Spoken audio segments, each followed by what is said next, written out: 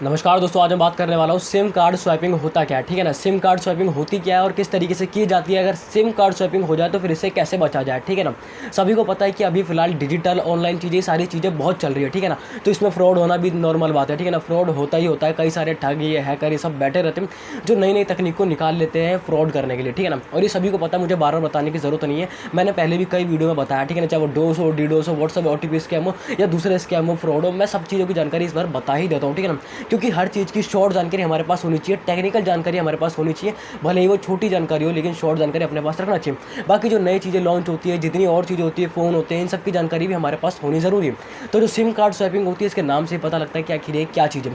SIM card swapping मतलब SIM की अदला बदली होना। ठीक है ना, अब इसमें नॉर्मली होता क्या है कि हर कोई चाहता है कि उसकी जो सिम है वो अच्छे खासे तरीके से काम करें।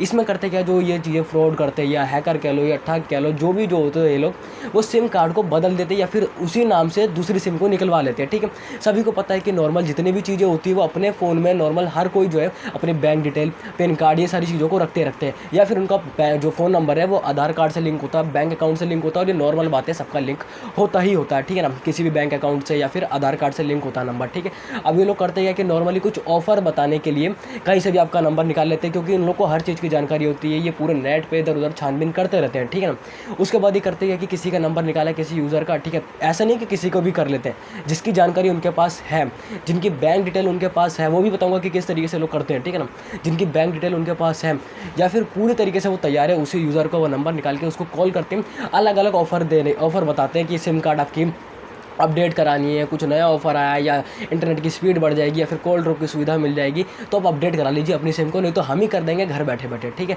कितने लोग होते हैं कि हाँ 100 में से 80% ऐसे लोग होंगे जो ठीक है, हाँ भाई हमको कोई जाना ना पड़े, कर दो भैया, चेंज कर दो, SMS आएगा हम बता देंगे, कुछ आएगा हम बता देंगे। ठीक है ना, तो ऐसे करते हैं और उस चक्कर में उनका ही फ़ायदा होता है और अपना नुकसान होता है, क्योंकि ज़रूरी नहीं कि सारी ऑनलाइन चीज़ें वो खुद ब खुद कर लेते हैं, कुछ हमारी भी लापरवाही होती है जिसकी वजह से ये फ्रॉड होते हैं। ठीक है, और बैंक अकाउंट को वो इनका मोटिव एक ही होता है, लक्ष्य एक ही होता है कि पैसों को खाली करना, पैसों को लेना। ठीक है, आपको मैं बता दूं कि 2018 की रिसर्च में या रिपोर्ट में आप समझ सकते हो कि तकरीबन सिम कार्ड स्वैपिंग से 200 करोड़ जो पैसा जो है फालतू में इसी चक्कर में चला गया। 200 करोड़ या फिर कितने लाखों पैसे भी इसी में चले जाते हैं खाली सिम कार्ड स्वैपिंग से।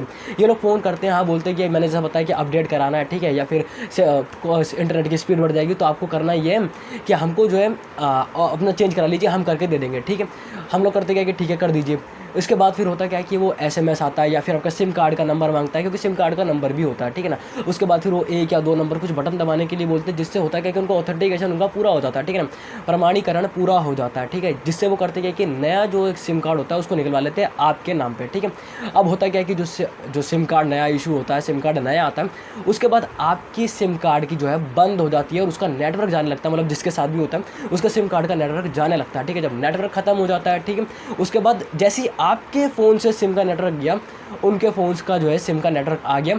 अब होता क्या है कि सबसे बड़ी दिक्कत होती है कि जितने भी बैंक अकाउंट होते हैं उसमें OTP का ज़रूरत पड़ती है, OTP की ज़रूरत पड़ती है। आप बोलोगे बैंक डिटेल की ज़रूरत पड़ती है, तो ये लोग करते ये है कि अपने किसी भी तरीके से फर्जी तरीके से नॉर्मल फर्जी वेबसाइट को, बैंकिंग वेबसाइट को, ये विज्ञापन के तौर पे जो गूगल विज्ञापन होते हैं, गूगल एड्स होते हैं या फिर इन सब के तहत जो है अपनी फर्जी बैंकिंग वेबसाइट को रैंक कराते हैं सबसे ऊपर। उसके बाद जब कोई भी सर्च करता है उनको लगता है सबसे ऊपर आ गई है ये वेबसाइट, सबसे सही होगी, इसी पर अपनी सारी बैंक डिटेल डाल देते हैं। आपने देखा होगा, मैंने सबसे बहुत पहले वीडियो में बताया था HTTPS SSL सर्टिफिकेट, ये सारी चीज़ें क्या होती है। ठीक है ना, तो नॉर्मली कई सारी वेबसाइटों पर जो बड़ी वेबसाइट होती है आपको उस पर ताला दिखता है ऊपर। ठीक है ना, HTTPS का दिखता है जो कि सिक्योर होती है एक तरीके से, या फिर बैंकिंग वेबसाइट होती है जो होती है वो सिक्योर होती है। लेकिन जो फर्जी वाड़े वाली होती है वो अलग से होती है, वहाँ पे जैसी बैंकिंग डिटेल डाला तो आपने किसी अच्छे काम के लिए या फिर कुछ चीज़ खरीदने के लिए, सारी डिटेल उनके पास चली जाती है। उसके बाद जब उनके पास यूज़र ID पासवर्ड ये सब आ जाते हैं, उसके बाद फिर OTP की जरूरत पड़ती है। लेकिन उन्होंने तो सिम कार्ड भी चेंज करा लिया, OTP भी उनके पास आ गया, आपको कुछ भी कानो कान खबर भी नहीं पता भी नहीं लगेगा कि पैसे निकल गए। ठीक है ना, तो ये चीज़ें वो करते हैं। लेकिन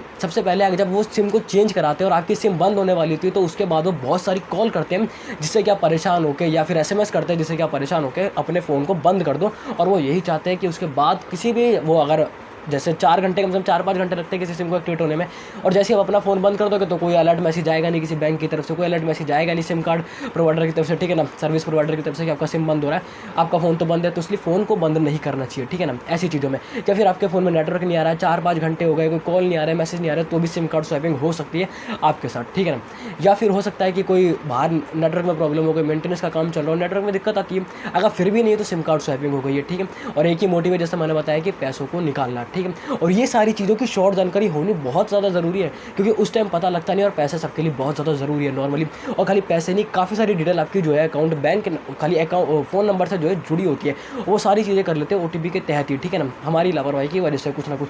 तो इस तरीके से जो है सिम कार्ड स्वैपिंग होती है नॉर्मली। या फिर ऐसा भी करते हैं वो लोग, सिम कार्ड स्वैपिंग का जो पैसा होता है वो किसी के बैंक अकाउंट में पैसा जमा कराने के लिए जाते हैं कि कुछ % आप रख लेना, ठीक है ना। मान के चलो कि कोई मेरे पास आके बोला कि इतने पैसे रख लेना, हम अपने बैंक अकाउंट में जमा करा देना और 10% रख लेना या फिर 10,000 रख लेना, ठीक है ना। उसके बाद होता है कि जो वो पैसा रखवाता है वो कई और से सिम कार्ड स्वैपिंग वाला पैसा होता है जो मेरे अकाउंट में या फिर किसी के अकाउंट में रखाना चाहता है एग्जाम्पल के तौर पर।